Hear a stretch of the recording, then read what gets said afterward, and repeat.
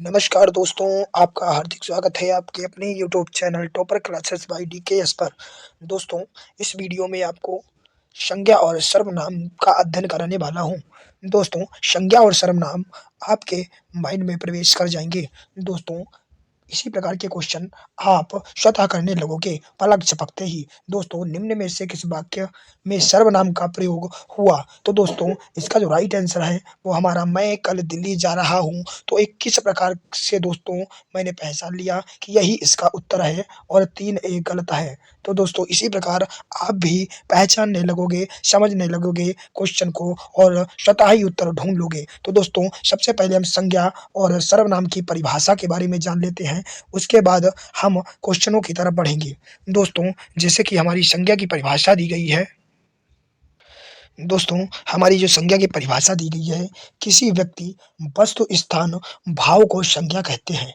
किसी व्यक्ति, वस्तु, स्थान के भाव को संज्ञा कहते हैं। एग्ज़ाम्पल के तौर पर दोस्तों हम ले लेते हैं रामू पेन कानपुर। दोस्तों, बात कर लेते हैं हम संज्ञा के भेद के बारे में, प्रकार के बारे में। तो दोस्तों, जो हमारी संज्ञा होती है वो 3 प्रकार की होती है, जैसे कि हमारी व्यक्तिवाचक संज्ञा, जातिवाचक संज्ञा और भाववाचक संज्ञा। व्यक्तिवाचक संज्ञा दोस्तों प्रोनाउन, जातिवाचक संज्ञा कॉमन नाउन। उसी प्रकार दोस्तों अब हम बात कर लेते हैं व्यक्तिवाचक संज्ञा की परिभाषा के बारे में।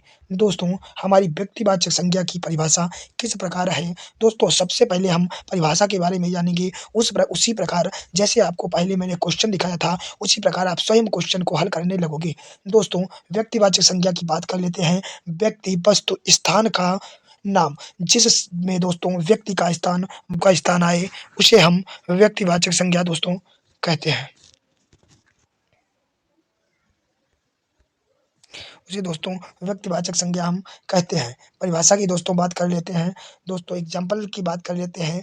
रमेश, रामेंद्र, सीता, कमल, दिल्ली, आगरा और मेज़ पुस्तक। दोस्तों, अब बात कर लेते हैं दोस्तों विशेष नाम हो, जहाँ विशेष नाम हो उसे हम व्यक्तिवाचक संज्ञा कहते हैं। जातिवाचक संज्ञा की दोस्तों हम बात कर लेते हैं। तो दोस्तों, हमारी जातिवाचक संज्ञा जो दी गई है, वो दोस्तों दी गई है विशेष वस्तु, विशेष समूह का बोध हो। दोस्तों, जो विशेष समूह हो, उसका बोध हो, वो हमारी जातिवाचक संज्ञा होती है। एग्ज़ाम्पल के तौर पर दोस्तों पुलिस, मनुष्य, पर्वत, हाथी। दोस्तों, विशेष नाम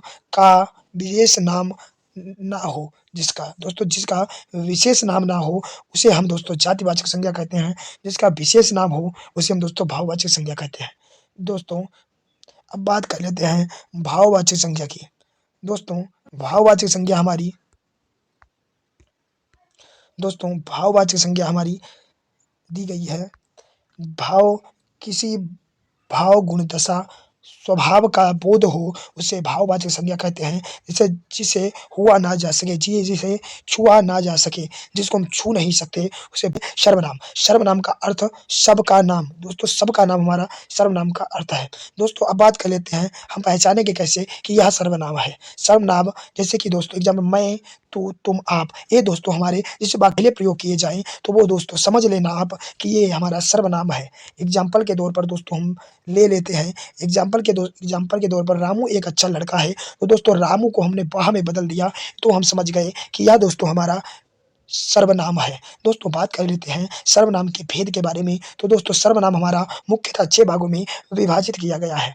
दोस्तों, अब 6 भाग कौन से हैं वो भी हम जान लेते हैं सिर्फ़ पलक झपकते ही। दोस्तों, पुरुषवाचक सर्वनाम, निश्चयवाचक सर्वनाम, प्रश्नवाचक सर्वनाम, संबंधवाचक सर्वनाम और निजवाचक सर्वनाम। ये दोस्तों 6 भेद हमारे दिए गए हैं सर्वनाम के। दोस्तों, इसी के साथ वीडियो को करता हूँ दाइन। मिलते हैं नेक्स्ट वीडियो में। Thanks for watching.